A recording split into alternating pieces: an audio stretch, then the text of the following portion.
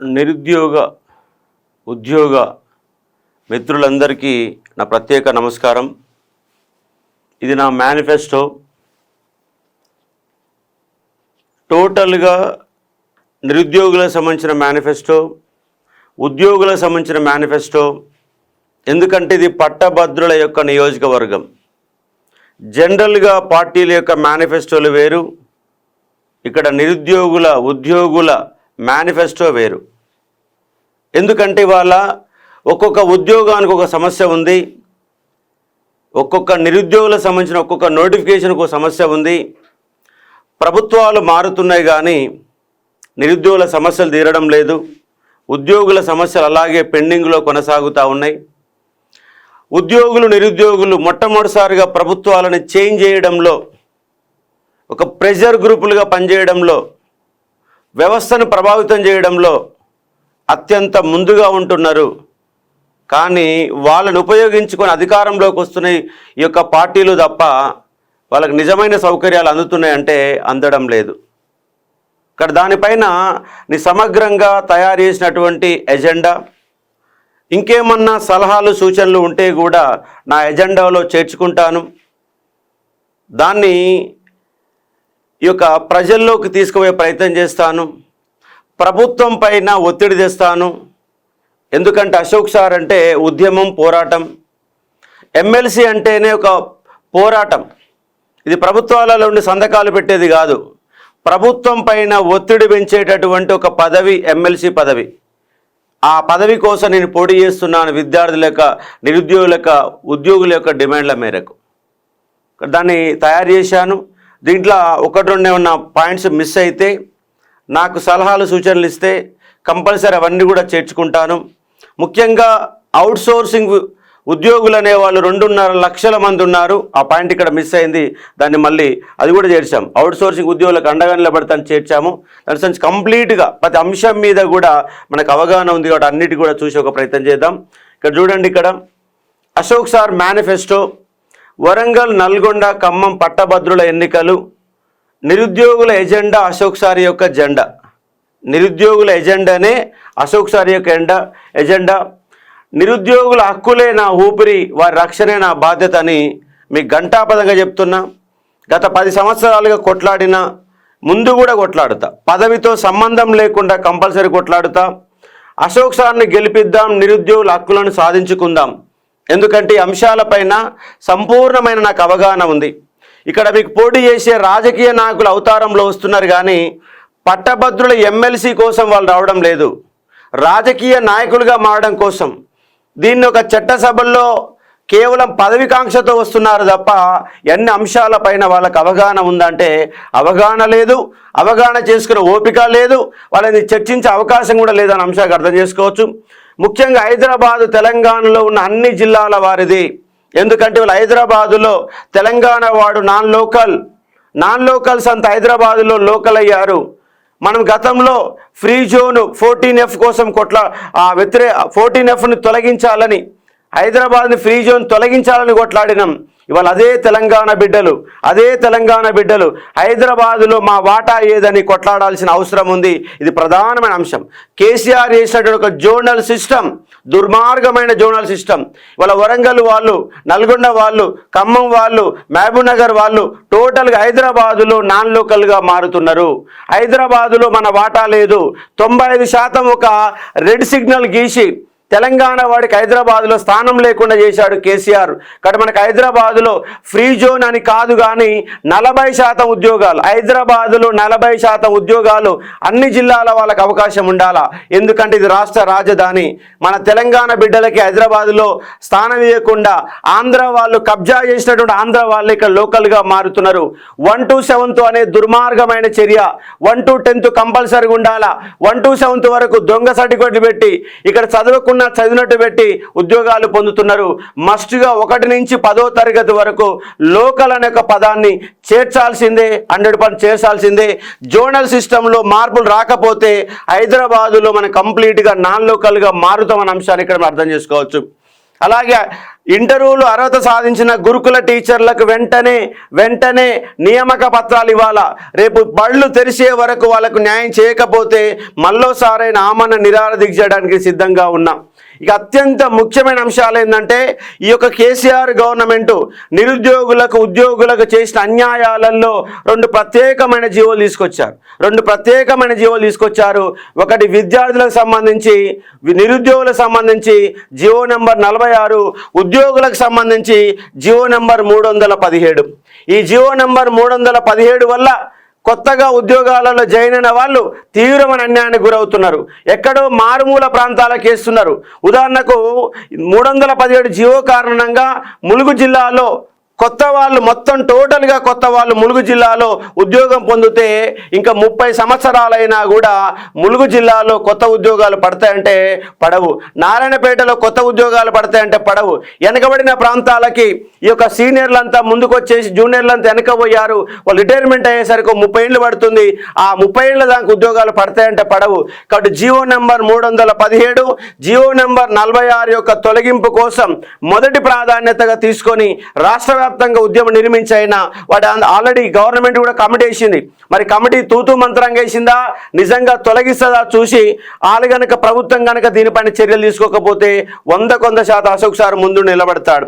ఇవాళ రాష్ట్రంలో ఎక్కువ మంది ప్రిపేర్ అయ్యేటటువంటి ఉద్యోగాలు గ్రూప్ 2 ఉద్యోగాలు. అందుకే దీంట్లో మీకు ఉన్నటువంటి దాంట్లో మొదటి సంఖ్యలోనే మీకు కనబడతా ఉంది.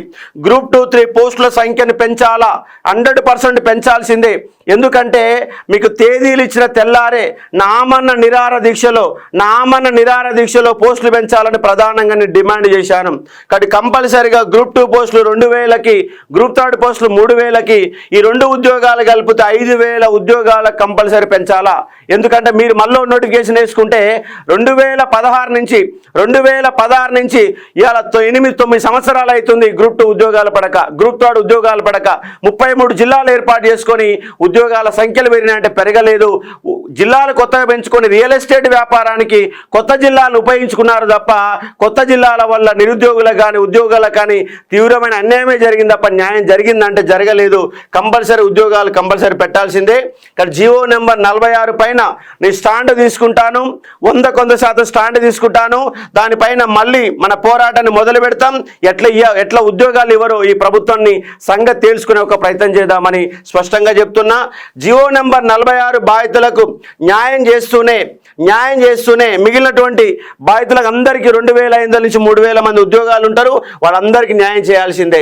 దానితో పాటుగా మళ్ళీ 15000 కొత్త కానిస్టేబుల్ పోలీస్ డిపార్ట్మెంట్లో రిటైర్మెంట్లు చాలా ఉన్నాయి. ఎందుకంటే కేసీఆర్ అనే వ్యక్తి వాళ్ళకు డబ్బులు ఇవ్వలేక 58 నుంచి 61 సంవత్సరాలు పెంచిన కారణంగా 3 సంవత్సరాలుగా రిటైర్మెంట్లు అనేవి కంప్లీట్గా ఆగిపోయినాయి. ఇవి మార్చి 31 నుంచి రిటైర్మెంట్లు కొనసాగినాయి.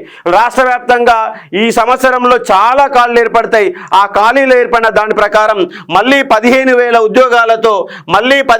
ఉద్యోగాలతో మళ్ళొక పోలీస్ రిక్రూట్మెంట్ యొక్క నోటిఫికేషన్ కంపల్సరీ ఇవ్వాల్సిందే. అలాగే ఈ యొక్క కాంగ్రెస్ గవర్నమెంట్ అమల్లోకి వచ్చినట్టు నేపథ్యంలో ఇవాళ కొత్తగా అధికారంలోకి వచ్చిన నేపథ్యంలో 2 లక్షల ఉద్యోగాలు ఇయర్ క్యాలెండర్ ఇస్తామని బ్రహ్మాండంగా బద్దలు పోయేటట్టు ఎన్నికల్లో ప్రచారం చేశారు. కానీ ఫిబ్రవరి 1 అన్నారు. ఫిబ్రవరి 1న రియల్ క్యాలెండర్ అమలు అవుతుందని చెప్పారు. ఫిబ్రవరి పోయింది, మార్చి పోయింది, ఏప్రిల్ పోయింది, మే కూడా పోతుంది. ఇక్కడ వరకు ఒక్క ఆఫీసర్ కూడా చర్చ మొదలు పెట్టలే, ఒక్క మంత్రి మాట్లాడలే, ఒక సమీక్ష జరపలే. వాళ్ళకి ఇయర్ క్యాలెండర్ మీ ఇంతవరకు సోయి కూడా రాలేదు. కాబట్టి కంపల్సరీగా ఇయర్ క్యాలెండర్ 2 లక్షల ఉద్యోగాల యొక్క నింపితేనే డిసెంబర్ 31లోగా నింపుతామని చెప్పారు. 5 నెలలు అయిపోయింది, మొదలు పెట్టలే. రేపు జూలై 1వ తారీఖు నాడు మీ యొక్క ఇయర్ క్యాలెండర్ ఇవ్వకపోతే రాష్ట్ర వ్యాప్త మహా ఉద్యమాన్ని నిర్మిస్తాం, మీకు కంపల్సరీగా బుద్ధి చెప్తామన్న అంశాన్ని ఇక్కడ మీకు బలంగా హెచ్చరించే ప్రయత్నం చేస్తున్నాం. ఇక్కడ ఇయర్ క్యాలెండర్ కోసం అశోక్ సారు ముమ్మాటికి నిలబెడతాడు. రాష్ట్ర వ్యాప్తంగా నిరుద్యోగులందరూ ఏకం చేసే ఒక బాధ్యత నాది. ఏ రోజైతే 1,00,000 మందితో హైదరాబాదులో మనం గనక 1,00,000 మందితో ఏ రోజైతే మనము ఉద్యమాన్ని ఒక ప్రత్యేకమైన మీటింగ్ పెట్టే స్థాయిలో ఉంటామే ఆ రోజే మనకు న్యాయం జరుగుతుంది. కాబట్టి గురుకులాలకు రీలింక్వేషన్ లేకుండా అన్యాయం జరిగింది. రీలింక్వేషన్ అనే ఆప్షన్ లేకుండా తొలగించారు. వాళ్ళ ఎన్నికల లబ్ధి పొందడం కోసం, నియామక పత్రాలు ఇవ్వడం కోసం గందరగోళం చేసి డిఎల్ తర్వాత జేఎల్, జేఎల్ తర్వాత పీజీటీ, పీజీటీ తర్వాత టీజీటీ ఇవ్వాల్సిన అవసరం ఉంటే అలా పైనుంచి కిందికి ఆర్డర్లో కాకుండా గందరగోళం చేసి 3,000 కుటుంబాలను నాశనం చేసింది గవర్నమెంట్. కోర్టులో కేసు నడుస్తుంది. కాబట్టి కంపల్సరిగా ముమ్మాటికి మీకు 100 కాదు 200% న్యాయం జరుగుతుంది. న్యాయం జరగకపోతే మళ్ళీ రోడ్లు ఎక్కుతాం, ఈ ప్రభుత్వాల మెడలు ఉంచుతాం కంపల్సరీ అనే అంశాన్ని ఇక్కడ అర్థం చేసుకోవచ్చు. అదేవిధంగా విద్వాన్ బాధితులు వాళ్ళకు కూడా జీవో నెంబర్ 25 కొత్తగా తీసుకొచ్చి వాళ్ళకు కూడా అన్యాయం చేసింది టీఆర్ఎస్ గవర్నమెంట్. ఈ టీఆర్ఎస్ గవర్నమెంట్ ఉద్యోగులకు నిరుద్యోగులంలో ఎట్లా అన్యాయం చేయాలన్నటువంటి కాన్సెప్ట్తోనే పనిచేసి 10 ఏళ్ల కాలం పాటు ఇవాళ అదే స్థాయిలో ఈ కాంగ్రెస్ గవర్నమెంట్ కూడా నిర్ణయాలు అట్లనే ఉంటున్నాయి. ప్రభుత్వాలు ఏవైనా ప్రశ్నించడం అశోక్ సార్ యొక్క గొంతుక, నిరుద్యోగుల ఉద్యోగుల గొంతుగా ఉంటాడు. ఎందుకంటే ప్రతి అంశం పైన నాకు అవగాహన ఉంది. వాళ్ళ పోటీ చేసే వాళ్ళకి అంశాలపైన ఇసువంతైన సబ్జెక్టు లేదు, అవగాహన లేదు, మాట్లాడతారన్న నమ్మకం లేదు. వాళ్ళ పదవుల కోసం ఇలా అధికారంలోకి రావడం కోసం ఎన్నికల్లో వస్తున్నారు. మీరు గుర్తుపెట్టుకునే ప్రయత్నం చేయాలా. అలాగే ఇక్కడ విద్వాన్ అనే వాళ్ళు 2017 కటాఫ్ తీసుకొని వాళ్ళందరికీ న్యాయం చేయాలా. రాష్ట్రంలో ఖాళీగా ఉన్న లైబ్రరీ పోస్టులు తక్షణమే నింపేలా పోరాటం చేయాలా. ఎందుకంటే వాళ్ళ అన్ని జిల్లా కేంద్ర లైబ్రరీలు ఉన్నాయి, డివిజన్ కేంద్ర లైబ్రరీలు ఉన్నాయి. లైబ్రరీలు అనే మూతపడే పరిస్థితికి వచ్చింది. విద్యార్థులు చదువుకోవడానికి అవకాశం లేదు. నేను ఎమ్మెల్సీ కనుక ఎన్నికైతే మొట్టమొదటిసారి అవసరమైతే ఎక్కడికక్కడ జిల్లాలలో జోలబట్టి అయినా డబ్బులు వసూలు చేసి అయినా లైబ్రరీలు, దాని తర్వాత స్కూళ్ళల్లో టాయిలెట్స్, ఈ రెండింటిపైన అశోక్ సార్ ఉద్యమం తీసుకుంటాడు. ఎందుకంటే జోలబెట్టి అడుకొని మీ ప్రభుత్వాలు కనుక నిధులు లేకపోతే ఈ లైబ్రరీల విషయంలో, స్కూళ్ళ విషయంలో, కాలేజీల విషయంలో కంపల్సరీగా మినిమం నీడ్స్. ఒక విద్యార్థి కాలేజీకి వస్తే, స్కూల్కి వస్తే వాడు కనీసం టాయిలెట్ పోయే పరిస్థితి కూడా దుర్మార్గమైన వ్యవస్థ వల్ల కొనసాగుతుంది. విద్యా వైద్యాన్ని ప్రభుత్వాలు పట్టించుకోవడం లేదు. ఓట్లు పొందడమే లక్ష్యంగా వివిధ రకాల పథకాలు పెట్టి రాష్ట్రాన్ని ఖాళీ చేస్తున్న అంశం మీరు అర్థం చేసుకోవచ్చు. అలాగే మెరిట్లో ఉన్నటువంటి జేఎల్ఎం బాధితులకు న్యాయం చేయాలా. మెరిట్లో ఉన్న వాళ్ళకి ఆల్రెడీ మనకు గతంలో టీఆర్ఎస్ గవర్నమెంట్ 23,000 మందికి రెగ్యులరైజ్ చేసింది. వాళ్ళు సంపూర్ణంగా రెగ్యులరైజ్ చేయలేదు, కొత్త వాళ్ళకు అవకాశం లేకుండా మళ్ళీ వాళ్ళకు పర్సెంటేజ్ ఇచ్చారు. మరి రెగ్యులరైజ్ చేసినాక వాళ్ళకు మిగతా ఉద్యోగులతో ఏ విధంగా అయితే న్యాయం చేయాలో అదే విధంగా న్యాయం చేసి ఈ యొక్క జేఎల్ఎం యొక్క మెరిట్ బాధితులందరికీ న్యాయం చేయాలా. అలాగే మెగా డిఎస్సి ద్వారా 25,000 ఉద్యోగాలు నింపే విధంగా గవర్నమెంట్పై ఒత్తిడి పెంచుతాను. ఎందుకంటే వాళ్ళు మెగా డిఎస్సి ఇస్తామని కేవలం 11,000తో సరిపెట్టారు. ఖాళీలు ఉన్నాయి, వాళ్ళు ఎంతో రిటైర్మెంట్లు కొనసాగుతున్నాయి. పాఠశాల వ్యవస్థని సర్వనాశనం చేస్తున్నాయి ప్రభుత్వాలు. కాబట్టి ఆ కేరళ మాదిరిగా ఇవాళ కేరళ ప్రభుత్వ పాఠశాలల్లో 93% మంది ప్రభుత్వ స్కూళ్ళల్లో చదువుకుంటే అదే తెలంగాణలో 46% మాత్రమే గవర్నమెంట్ స్కూళ్ళల్లో పిల్లలు చదువుకుంటూ ఉన్నారు. గవర్నమెంట్లో స్ట్రెంత్ పెంచాలా, మెగా డిఎస్సీలు వేసి ప్రభుత్వ విద్యను కాపాడాలా. ప్రైవేట్లో బట్టి చదువులు ఉంటున్నాయి, మానసిక పరిపక్వత ఉండలేదు, కేవలం మార్కులు తెచ్చుకోవడమే లక్ష్యంగా పనిచేస్తున్నారు. రేపు మార్కులు కనుక ఫెయిల్ అయితే, జీవితంలో కనుక ఫెయిల్ అయితే వాళ్ళకి ఆత్మహత్యలు శరణమవుతున్నాయి. కానీ ప్రభుత్వ పాఠశాలలో చదువుకున్న వాడికి ఆత్మస్థైర్యం ఎక్కువ, ప్రభుత్వ పాఠశాల చదువుకున్న వాడికి తక్కువ మార్కులు వచ్చినా కానీ వాడికి డెప్త్ ఆఫ్ నాలెడ్జ్ అనేది ఎక్కువగా ఉంటుంది. కానీ ప్రభుత్వ బడులే ఈ యొక్క నిరుద్యోగ వ్యవస్థకి మంచి సబ్జెక్ట్ అందించడానికి ఉపయోగపడతాయి. కాబట్టి ఇక్కడ కార్పొరేట్ స్కూళ్ళల్లో, కాలేజీలలో విద్యార్థులని మానసిక పరిపక్వత లేకుండా బట్టి పట్టడమే లక్ష్యంగా పనిచేస్తున్న అంశాన్ని అర్థం చేసుకునే ప్రయత్నం చేయాలా. అలాగే యూపీఎస్సీ తరహాలో కంపల్సరీ టీఎస్పీసీకి ఇయర్ క్యాలెండర్ ఉండాలా. ఆ ప్రభుత్వం 10 ఏళ్ళు మోసం చేసింది, ఇవాళ ఈ ప్రభుత్వం కూడా 5 నెలలుగా మోసం చేస్తుంది. కంపల్సరీ యూపీఎస్సీ తరహాలో ఖచ్చితమైన ఇయర్ క్యాలెండర్ పెట్టి ఏ సంవత్సరం ఉద్యోగాలు ఆ సంవత్సరం కంపల్సరీ చేసి తీరాల్సిందే. అలాగే ఎంఎస్ఎంలు స్థాపించి ఎంఎస్ఎంలు అనేవి ఏర్పాటు చేయాలి. ప్రభుత్వం ఆధ్వర్యంలో ఏర్పాటు చేసి నిరుద్యోగులందరూ శిక్షణ కార్యక్రమాలు ఏర్పాటు చేసి వాళ్ళకు లబ్ధి చేకూరితే నిరుద్యోగ వ్యవస్థ పరిష్కారం అనేది దొరుకుతుంది. అలాగే పేపర్లు లీకులు కాకుండా పటిష్టమైన చట్టం తేవాలా. ఎందుకంటే ఎట్లా అమ్ముతున్నారంటే ఎవడి పైసలు ఉంటే వాడు ఉద్యోగం పొందే విధంగా, కష్టపడ్డోడేం 10 ఏళ్ళు కష్టపడుతున్నాడు కానీ వెనకొచ్చినోడు డబ్బులు పెట్టి ఉద్యోగాలు కొల్లగొడుతున్నారు, పేపర్ లీకులు చేస్తున్నారు.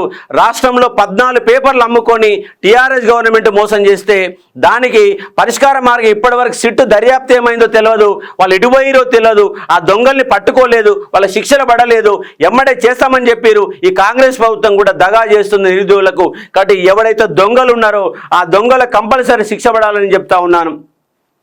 ముఖ్యంగా ఇవాళ ఇంటర్మీడియట్, డిగ్రీ, బీటెక్, ఎంటెక్ అయిపోయిన వాళ్ళకు ఎటుపోవాలో తెలియడం లేదు. వాళ్ళకు మార్గనిర్దేశం అర్థమవుతుందంటే అర్థం కావడం లేదు. కాబట్టి ఆ మార్గనిర్దేశం చేసే విధంగా మనకు ఆన్లైన్ సెంటర్ని ఏర్పాటు చేసి వాళ్ళకి ఏ కోర్సులు అవసరమో ఆ కోర్సులు డిజైన్ చేసి వాళ్ళందరికీ ఉచితంగా మార్గనిర్దేశం చేసి వాళ్ళ కోచింగ్ అనేది అందజేయాలని బలంగా లక్ష్యంతో ఉన్నాను. గతంలో కూడా తక్కువ ఫీజులతో నేను కోచింగ్ ఇచ్చాను. ₹1 కోచింగ్ సందర్భం ఉంది, ₹100 కోచింగ్ సందర్భం ఉంది. రాష్ట్ర వ్యాప్తంగా ఈ యొక్క ఉచిత ఆన్లైన్ కోచింగ్ సెంటర్ కోసం పెద్దల సహకారం తీసుకొని, డబ్బులు ఉన్న వాళ్ళ సహకారం తీసుకొని రాష్ట్ర వ్యాప్తంగా ఉచితంగా ఆన్లైన్ క్లాసెస్ కోసం నేను ప్రయత్నం చేస్తాను. అది మొదలు పెడతాను. అందరికి న్యాయం చేసే విధంగా చూస్తా. ప్రతి గ్రామీణ ప్రాంత విద్యార్థులకు స్కిల్ డెవలప్మెంట్ సెంటర్లు ప్రభుత్వం ఏర్పాటు చేసే విధంగా కృషి చేస్తా. ఒకవేళ వాళ్ళు చేయకపోతే నేనే ఒక ఆన్లైన్ వ్యవస్థ ద్వారా కంప్లీట్గా స్కిల్ డెవలప్మెంట్ అనే వ్యవస్థని నేను ఒక్కరిని నిర్మించి ఒక ప్రయత్నం చేస్తా, వివిధ రకాల సహకారం తీసుకొని. అదేవిధంగా కార్పొరేట్ కాలేజీ స్కూళ్ళల్లో ఫీజులపై నియంత్రణ లేదు. లక్షల రూపాయలు, వాళ్ళ ఇంటర్మీడియట్కు 6 లక్షలండి, 8 లక్షలండి, 2 లక్షలు, 3 లక్షల రూపాయలు వాళ్ళ ప్రభుత్వ టీచర్లు అనే వాళ్ళు సంపాదించిన కాడికి, గవర్నమెంట్ ఉద్యోగులు సంపాదించిన కాడికి ఈ కార్పొరేట్ మోజులో పడి సంపాదించిన కాడికి కార్పొరేట్లకే సమర్పించుకున్న సందర్భం. వాళ్ళకి ఏసీ గదులని, ఆ గదులని పేర్లు చెప్పి ఏదో దిక్కుమాల ఎగ్జాములు పెట్టి దీంట్లో మీరు క్వాలిఫై కాలేదు, మార్కులు తక్కువ వచ్చాయని ఫీజులు ఎక్కువ గుంజే ప్రయత్నం జరుగుతుంది. కాబట్టి కార్పొరేట్ మాయాజాలంలో ఈ తెలంగాణ సమాజం పడిపోయింది. ముఖ్యంగా ప్రభుత్వ ఉద్యోగులు ఈ కార్పొరేట్ మాయాజాలంలో పడిపోయి విద్యార్థులపైన మానసిక ఒత్తిడి పెంచి వాళ్ళు ఎందుకు పనికి రాకుండా చివరికి ఆత్మహత్యలపై పురుగొల్పే విధంగా ఈ కార్పొరేట్ వ్యవస్థ కొనసాగుతుంది. కాలేజీలు కొనసాగుతున్నాయి, వాళ్ళ యొక్క ప్రైవేటు ఫీజులు కొనసాగుతున్నాయి. ఈ ప్రైవేటు ఫీజుల పైన వాళ్ళు అంతేందో తెలుసుకునే ఒక ప్రయత్నం చేద్దాం. అదేవిధంగా నా యొక్క కంప్లీట్గా నీ 3 జిల్లాలకైతే ఏ విధంగా ఇవాళ ఎమ్మెల్సీ పోటీ జరుగుతుందో వాటిపైన ప్రత్యేకమైన శ్రద్ధ పెట్టి ఆ యొక్క మొత్తంగా వ్యవస్థను, విద్యా వ్యవస్థలో బాగు చేసే ఒక ప్రయత్నం చేస్తాను. అలాగే స్విగ్గీ, జొమాటో, ఊబర్ వంటి రంగాల్లో పనిచేస్తున్న నిరుద్యోగ యువత సమస్యల పోరాటాన్ని మద్దతు ఎల్లప్పుడూగా ఉంటుంది.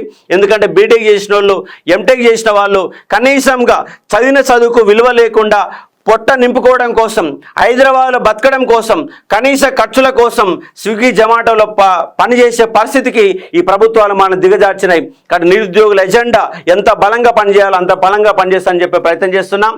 అలాగే వికలాంగుల హక్కుల సంరక్షణ, రిజర్వేషన్లు, ఉద్యోగాల కల్పనకు ప్రత్యేక కృషి చేయాలా. ఎందుకంటే వాళ్ళ ప్రభుత్వాలు పెన్షన్లు ఇచ్చేసి మా పని అయిందని చెప్తున్నారు. కానీ వాళ్ళకి ఎన్నో ఆలోచనలు ఉన్నాయి, ఎన్నో ఆవేశాలు ఉన్నాయి, ఉపాధి పొందాలని ఉంది, పని చేయాలని ఉంది, కానీ అవకాశాలు కల్పిస్తలేదు. ప్రభుత్వంలో గందరగోళాలు, ప్రైవేట్లో అవకాశాలు ఇవ్వరు. కేవలం వికలాంగుల పుట్టడమే ఏం చేసుకున్న పాపం అన్నట్టుగా వాళ్ళ పరిస్థితి కొనసాగుతుంది. దయదలిసి ఒక మీకు పెన్షన్ ఇస్తాము, దాంతో బతకండి అంటున్నారు. కానీ వాళ్ళు అద్భుతమైన స్కిల్స్ ఉన్నాయి, అద్భుతమైన నాలెడ్జ్ ఉంది వాళ్ళకు. కాకపోతే కాళ్ళు చేతులలో ఇబ్బంది పడవచ్చు. మానసికంగా వాళ్ళు ఎంతో ధైర్యవంతులు. ఉదాహరణకు సూదిని జయపాల్ రెడ్డి ఒక వికలాంగుడైన కేంద్ర మంత్రిగా రాణించే సందర్భాలు ఉన్నాయి. ఎంతో మంది వికలాంగులు ముందుకొచ్చారు. వాళ్ళ ప్రభుత్వాలకు పెన్షనర్గా చూడకుండా వాళ్ళను ఒక టాలెంట్లను బయటకు తీసి వెలికి తీస్తే వాళ్ళు అద్భుతమైనటువంటి ప్రయోజకులుగా ఈ సమాజాన్ని మార్చే శక్తులుగా మారుతారు. వికలాంగుల హక్కుల కోసం కంపల్సరీ మద్దతు ఉంటుంది. నా ఇన్స్టిట్యూట్ స్థాపించిన కాడి నుంచి ఇప్పటిదాకా నా కోచింగ్లో జాయిన్ అయిన ప్రతి ఒక్కరు కూడా ఇప్పటివరకు 50% రాయితీ ఇచ్చాను. 50% రాయితీ ఇచ్చాను ప్రతి వికలాంగులకి. చాలామంది మన ఇన్స్టిట్యూట్ ద్వారా లబ్ధి పొందిన వాళ్ళు ఉన్నారు. ఇక్కడ అర్థం చేసుకునే ప్రయత్నం చేయవచ్చు. వాళ్ళందరూ కూడా వాళ్ళ హక్కుల కోసం నేను కంపల్సరీ పనిచేస్తాను. వాళ్ళకు ఉచితంగా కోచింగ్ అందించే ప్రయత్నం చేస్తాను. అలాగే జేఈ, నీట్, ఎంసెట్ తదితర పోటీ పరీక్షలకు ఉచితంగా ఆన్లైన్ శిక్షణ ఇస్తాను. ఇవాళ జేఈ పేరుతో, నీట్ పేరుతో లక్షల రూపాయలు చెల్లిస్తున్నారు. నిరుపేద వాళ్ళు, డబ్బులు ఉన్నవాడేమో ఆ కోచింగ్ పోతున్నాడు, డబ్బు లేనివాడు వెనక కింద పడిపోతున్నాడు. వాడికి టాలెంట్ ఉంది, సబ్జెక్ట్ ఉంది, మార్కులు అన్నీ ఉన్నాయి, కానీ సరైన శిక్షణ లేక వెనకబడిపోతున్న సందర్భం మనకు కనబడుతుంది. అలాంటి వాళ్లకు జేఈ, నీట్, ఎంసెట్ తదితర పోటీ పరీక్షలకు ఉచిత ఆన్లైన్ శిక్షణ ఇచ్చే విధంగా నేను కార్యక్రమాలు మొదలు పెడతాను. రాష్ట్రంలోని అన్ని రకాల పోటీ పరీక్షలకు ఉచిత ఆన్లైన్ ప్రోగ్రామ్ దానికి కండక్ట్ చేయడానికి నేను ప్రయత్నం మొదలు పెడతానని చెప్పి ఒక ప్రయత్నం చేస్తున్నాం. కాబట్టి అర్థం చేసుకోవచ్చు. ఇది ఇక్కడ వరకు ఉన్నటువంటి నిరుద్యోగుల ఎజెండా. ఇప్పుడు ఉద్యోగుల ఎజెండా గురించి చూసే ఒక ప్రయత్నం చేద్దాం. ఇవాళ రాష్ట్ర వ్యాప్తంగా ఉద్యోగులు అనేవాళ్ళు ఎన్నో రకాలుగా ప్రభుత్వాలకు సేవలు అందజేసి ప్రభుత్వానికి రాబడి రావడంలో, ప్రభుత్వం ముందుకు పోవడంలో, ఈ వ్యవస్థని నడిపించడంలో ప్రముఖ పాత్ర పోషించే వాళ్ళు ప్రభుత్వ ఉద్యోగులు. ప్రభుత్వ ఉద్యోగుల్ని ప్రభుత్వాలు ఈ రాజకీయ పార్టీలని ఒక జీతం తీసుకునే జీతగాలుగానే చూస్తున్నాయి, కానీ వాళ్ళకి ఇవ్వాల్సినటువంటి బెనిఫిట్స్ ఇస్తున్నాయంటే ఇవ్వడం లేదు. కొత్త కొత్త జీవోలు తీసుకొచ్చి పాత వాటిని రద్దు చేసి కొత్త వాటిని మీద రుద్ది వాళ్ళకి ప్రయోజనాలకు భంగం కలిగిస్తున్నవి. కాబట్టి ఏ అంశాలైతే ఈ ప్రభుత్వ ఉద్యోగులకు భంగం కలిగిస్తున్నాయో వాటికి వ్యతిరేకంగా నిరంతర పోరాటం చేస్తానని మీ అందరికీ హామీ ఇస్తా ఉన్నాను. ముఖ్యంగా ఇప్పటి వరకు నేను ఎక్కువ కృషి చేసింది నిరుద్యోగుల ఎజెండాతో పనిచేశాను. ఇప్పుడు ఉద్యోగుల ఎజెండాతో కూడా నేను పనిచేస్తానని స్పష్టంగా మీకు హామీ ఇస్తా ఉన్నాను. ఎందుకంటే ఇవాళ 4 డిఏలు పెండింగ్ ఉన్నాయి. ప్రభుత్వ ఉద్యోగి ఎప్పుడు డిఏ వస్తే నాకు కొంత ప్రభుత్వానికి ఆసరాగా మారుతుంది, వచ్చిన జీతం మొత్తం కూడా మనకు లోన్లు కట్టడానికే సరిపోతుంది, పిల్ల చదువులకే సరిపోతుంది, ఒక చిన్న డిఏ వస్తే చిన్న అవసరాలను తీరుతానని చెప్పేసి కోటి ఆశలతో ఎదురు చూసే వాళ్ళు ప్రభుత్వ ఉద్యోగులు. అటువంటి వాళ్ళ గత గవర్నమెంటు 3 డిఏలు పెండింగ్ పెట్టింది. ఈ ప్రభుత్వం అధికారంలోకి రాగానే తెల్లారే మీకు 3 డిఏలు ప్రకటన చేస్తానని చెప్పేసి వాళ్ళు ఉన్నటువంటి ముఖ్యమంత్రి రేవంత్ రెడ్డి గారు ప్రకటన చేశారు. కానీ ఆ ప్రకటనకు విరుద్ధంగా 4వ డిఏ కూడా యాడ్ అయింది, కానీ వాళ్ళకు డిఏలు వచ్చినాయంటే రాలేదు. కాబట్టి తక్షణమే వాళ్ళకు డిఏ చెల్లించాల్సిందే. మీరు ఎన్నికల కోడ్ పేరుతో అడ్డుకుంటే కుదరదు, కంపల్సరిగా ఎమ్మటే తక్షణమే 4 డిఏలు చెల్లించాలా. అదేవిధంగా ఇప్పటి వరకు వాళ్ళకి సంబంధించినటువంటి ఈ కుబేర్లు ఉన్న పెండింగ్ బిల్లులన్నీ కూడా చెల్లించాలా. ఎందుకంటే వాళ్ళకి వివిధ రకాల పెండింగ్లు, ఆసుపత్రి పోతే లక్షల రూపాయలు కట్టుకొని ఉంటారు, అవన్నీ బిల్లులు పెడితే అవి ఎప్పుడు వస్తే కూడా తెలియదు. కాబట్టి వాళ్ళందరికీ కూడా ఈ కుబేర్లో ఉన్నటువంటి మొత్తం పెండింగ్ బిల్లు కూడా కంప్లీట్గా చెల్లించాలని డిమాండ్ చేస్తూ ఉన్నాను. మెరిట్లో ఉన్న జేఎల్ఎం బాధితులకు న్యాయం చేయాలా. మన జేఎల్ఎం బాధితులకు తీవ్రమైన అన్యాయం జరిగింది. ఈ అంశం పైన ప్రభుత్వం సపరేట్గా చర్చించి ఒక ఆఫీసర్ని మొత్తం ఏర్పాటు చేసి ఎలా అన్యాయం జరుగుతుందో చర్చించి వాళ్ళందరూ కూడా న్యాయం చేయాలా. అదేవిధంగా ప్రభుత్వ ఉద్యోగులకు 40% పిఆర్సీ ఫిట్మెంట్ సిపిఎస్ అంశాలు కూడా పరిశీలించి వాళ్ళకి తక్షణమే న్యాయం చేయాలా. ఎందుకంటే ప్రభుత్వ ఉద్యోగి ఆలోచన చేసేదే డిఏలు పెంచాలని, సిపిఎస్ ఇవ్వాలా. కేంద్ర గవర్నమెంట్ 10 సంవత్సరాలకు ఒకసారి ఇచ్చినా కూడా మంచి బెనిఫిట్స్ ఇస్తున్నాయి, కానీ వీళ్ళు 5 ఏళ్లకు ఒకసారి ఇచ్చి కూడా అమలు చేయడం లేదు.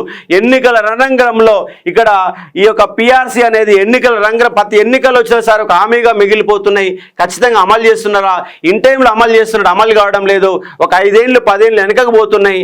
లేదో వీళ్ళు ప్రభుత్వ ఉద్యోగులు ప్రభుత్వ ఉద్యోగులందరినీ గవర్నమెంట్ పైన, రాజకీయ పార్టీల పైన వాళ్ళని ప్రభావితం చేసే విధంగా ఎన్నికల్లో వాడుకుంటున్నారు, కానీ వాళ్ళు ఎమ్మటే తక్షణమే ఇస్తున్నారంటే ఇవ్వడం లేదన్న అంశాన్ని ఇక్కడ అర్థం చేసుకోవచ్చు. అలాగే జీవో నెంబర్ 307 సమస్య, జనరల్ బదిలీలు, ఉద్యోగుల పెన్షన్లకు ఈహెచ్ఎస్ను ఎమ్మటే అమలు చేయాలని డిమాండ్ చేస్తూ ఉన్నాను. ఇక్కడ అనాలిస్తమైనటువంటి 317 జీవోని తక్షణమే తొలగించాలా. ఉద్యోగులు బదిలీ అయిన నష్టపోయిన వారికి న్యాయం చేయాలని నేను నా యొక్క ఎజెండాలో, నా యొక్క మేనిఫెస్టోలో పెట్టుకున్నాను. కాబట్టి తక్షణమే 317 పైన జూన్ 5 తర్వాత మనం దాన్ని కార్యాచరణలోకి తీసుకొని ఉద్యమాన్ని మొదలు పెడతాం అన్న అంశాన్ని అర్థం చేసుకోవచ్చు. ప్రభుత్వ ఉద్యోగులకి పాత పెన్షన్ విధానాన్ని కొనసాగించాలా. చాలా రాష్ట్రాలు ఇవాళ కొనసాగుతున్నాయి, కానీ చంద్రబాబు కాలం నుంచి పాత పెన్షన్ విధానాన్ని ఎత్తివేసి వాళ్ళకి పెన్షన్లో భాగస్వామిగా మీరు ఎంత ఇస్తారో మేము అంత ఇస్తామని చెప్పేసి లాస్ట్కి ఒకేసారి ఇస్తున్నారు, కానీ చివరి వరకు కొనసాగే విధంగా న్యాయం జరుగుతుందంటే న్యాయం చేయడం లేదు. చివరికి పెన్షన్ ఒకేసారి వస్తే రిటైర్మెంట్ దశలో ఆ పెన్షన్ మొత్తంగా వాళ్ళ పిల్లలు మొత్తం లాగేసుకొని వాళ్ళ రోడ్డు మీద పడేస్తున్నారు. నిజంగా నెల కనుక పెన్షన్ వస్తే అలా పుత్రులు అనే వాళ్ళ పిల్లలు అనేవాళ్ళు తల్లిదండ్రులను జాగ్రత్తగా చూసుకోవడానికి అవకాశం ఉంటుంది. ఆ పెన్షన్ పైన చివరి దశలో, చివరి అంకంలో ఆ 5 ఏళ్ళు 10 ఏళ్ళు ఆ 15 ఏళ్ళు వాళ్ళొక మానసిక సంఘర్షణతో, ఎందుకంటే పైసలు రాగానే ఏదో పెట్టుబడి పెడుతున్నారు, పిల్లలు లాగేసుకుంటున్నారు, ప్లాట్లు కొనేస్తున్నారు, కానీ వీళ్ళకి న్యాయం జరుగుతుందంటే న్యాయం జరగలేదు. కాబట్టి పాత పెన్షన్ విధానం కనుక కొనసాగిస్తేనే వాళ్ళకి రిటైర్మెంట్ తర్వాత ప్రశాంతమైన జీవనం కొనసాగడానికి అవకాశం ఉంది. కాబట్టి పాత పెన్షన్ విధానాన్ని కొనసాగించాలని డిమాండ్ చేస్తూ ఉన్నాను. ఇక్కడ సిపిఎస్ రద్దు కోసం కృషి చేస్తాను. అదేవిధంగా ఇవాళ అత్యంత ఇబ్బందులు పడుతున్న ఒక వర్గం ఏంటంటే గురుకుల ఉపాధ్యాయులు. వాళ్ళ డ్యూటీని వాళ్ళు చేసుకొని ఇవ్వడం లేదు. పాఠం చెప్తా అంటే పాఠం చెప్పడం లేదు. గంటకు మీటింగులు పెడుతున్నారు, వాచ్మెన్ డ్యూటీలు చేపిస్తున్నారు, వార్డెన్ డ్యూటీలు చేపిస్తున్నారు. ప్రత్యేకమైన మీటింగుల పేరుతో, వివిధ రకాల అంశాల పేరుతో పాఠం చెప్పకుండా అటు విద్యార్థులకు నష్టం చేస్తున్నారు. వీళ్ళకి టార్చర్ ఉద్యోగాలుగా, గురుకుల ఉద్యోగాలు మొత్తం టార్చర్ ఉద్యోగాలుగా మారిపోయినాయి.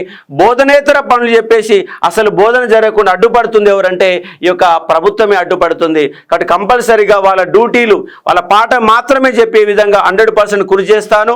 ప్రతి గురుకుల పాఠశాల తిరుగుతాను, మీ అందరిని చైతన్యవంతం చేసి ఒక దగ్గర తీసుకొచ్చి మీ అందరికి న్యాయం చేయడానికి కృషి చేస్తానని చెప్పి ఒక ప్రయత్నం చేస్తున్నాను. ప్రభుత్వ ఉద్యోగులు ఎంతమందిరో, ప్రభుత్వ పాఠశాల టీచర్లు ఎంతమందిరో అంతకు మించి ప్రైవేట్ టీచర్లు ఉన్నారు. ఎందుకంటే 46% మంది ప్రభుత్వ పాఠశాలలో చదివితే 54% మంది 54% మంది ప్రైవేట్ స్కూళ్ళలో చదువుతున్నారు. వాళ్ళ జీతాలు చాలా తక్కువ. 6,000 3,000 రూపాయల జీతం చెప్పే వాళ్ళు కూడా ఉన్నారు. 6,000 రూపాయలతో 8,000 రూపాయలతో 10,000 రూపాయలతో చాలా తక్కువ మంది మాత్రమే 20,000 పైన జీతాలు వస్తున్నాయి. కాబట్టి ప్రైవేట్ స్కూళ్ళల్లో వాళ్ళకు ఉపాధ్యాయుల యొక్క వాళ్ళకి రక్తం దాగుతున్నారు. వాళ్ళకి 8 నుంచి 8 గంటల వరకు 12 గంటలు డ్యూటీ చేసుకొని సరైన పని గంటలు కూడా పాటించడం లేదు. కాబట్టి వాళ్ళకు కనీస వేతనం, కనీస చట్టం, కనీస వేతనాన్ని ఫిక్స్ చేయాలా. దానితో పాటుగా వాళ్ళు జీతాలు తీసుకునేది 10 నెలలు మాత్రమే, 11 నెలలు మాత్రమే ఉంటుంది. కానీ మే నెల జీతాలు మొత్తం కూడా ఎగ్గొట్టేస్తున్నారు. కాబట్టి వాళ్ళకి సంపూర్ణంగా 12 నెలల జీతం ఇవ్వాలా, కనీస వేతన చట్టం అమలు చేయాలా, వాళ్ళ హక్కులు రక్షించాలా, టైం సెన్స్ కూడా పెట్టాలా. ఎందుకంటే వాళ్ళని వివిధ రకాల అవసరాల కోసం ఇలా ఎండాకాలం వచ్చింది, మొత్తం బడిబాట, మొత్తం ఎండలో కూడా తీవ్రమైన ఎండలో కూడా మీరు పిల్లల్ని చేర్పించే విధంగా వాళ్ళపైన ఒత్తిడి చేసే ఒక ప్రయత్నం జరుగుతుంది. లేదంటే ఉద్యోగంకి తొలగిస్తామని చెప్తున్నారు, టార్గెట్లు పెడుతున్నారు. ఒక్కొక్క టీచరు, ఒక ప్రైవేట్ పనిచేసే టీచరు 20 మందిని 30 మంది జాయిన్ చేస్తేనే మీకు ఉద్యోగం ఉంటుంది, లేదంటే మా స్కూల్లో ఉండదని చెప్పేసి టార్చర్ మార్గంది. కాబట్టి స్కూల్ని బాగా చేసుకుంటే పిల్లలు వస్తారు, కానీ ఈ యొక్క టీచర్లను పంపించి లాక్కునే ప్రయత్నం అనేది సరైనది కాదు. కాబట్టి ప్రైవేట్ టీచర్ల పైన జరుగుతున్న ఆగడాలని, వాళ్ళ జీతాలు సరిగా ఇవ్వకుండా, ఇన్ టైంలు ఇవ్వకుండా, కనీస వేతనాలు ఇవ్వకుండా, పని గంటలు ఎక్కువ చెప్పించుకొని మే నెల జీతాలు ఎగ్గొట్టి నానా ఇబ్బందులకు గురవుతున్న ఒక వర్గం ఏంటంటే ప్రైవేట్ టీచర్లు. ఇక్కడ ఆ ప్రైవేట్ టీచర్ల గురించి నేను స్పష్టంగా చెప్పదలుచుకున్నాను. రాష్ట్ర వ్యాప్తంగా ఉన్న మీరందరూ కూడా ఐకమత్యంగా మారితే, ఒక వారం రోజుల పాటు కనుక స్కూల్ మొత్తం బంద్ పెడితే టోటల్గా ఈ ప్రైవేట్ టీచర్ల యొక్క సమస్య పరిష్కారం అయిందంటే 100% అవుతుంది. కాబట్టి జూన్ తర్వాత దాన్ని కార్యాచరణలోకి తీసుకునే ఒక ప్రయత్నం చేద్దాం. అదే మాదిరిగా అవుట్ సోర్సింగ్, రాష్ట్రంలో ప్రభుత్వంలోనే పనిచేసి ప్రైవేట్ ఉద్యోగులు కొనసాగే వాళ్ళు ఎవరంటే అవుట్ సోర్సింగ్ ఉద్యోగులు దాదాపుగా 2.5 లక్షల మంది ఉన్నారు. 2.5 లక్షల మంది ఉన్నారు.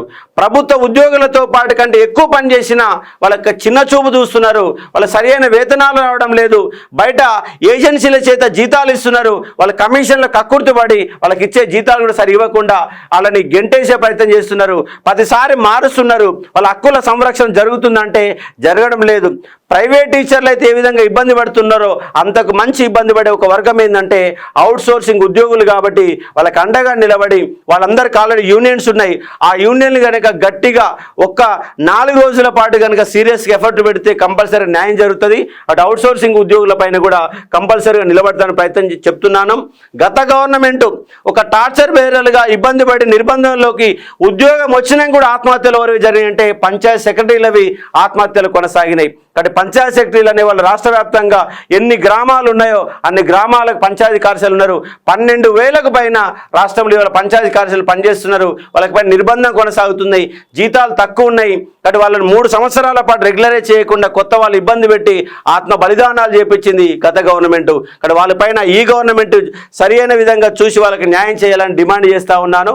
ఇట్లా ఉద్యోగులకు సంబంధించి, నిరుద్యోగులకు సంబంధించి ఒక ప్రత్యేకమైన ఎజెండాతో వాళ్ళ హక్కుల సంరక్షణగా పనిచేయడానికి సిద్ధంగా వస్తున్నటువంటి మీ యొక్క అశోక్ సార్ని ఆశీర్వదించండి. మే 27వ తారీఖు నాడు మనకు ఓటింగ్ ఉంది. ఓటింగ్ని ప్రజాస్వామ్య సంరక్షణ కోసం ప్రతి ఉద్యోగి కంపల్సరీగా ఓటేసి మీ ఓటు హక్కును ఉపయోగించుకోండి. సరి అయిన అభ్యర్థులను ఎన్నుకోండి.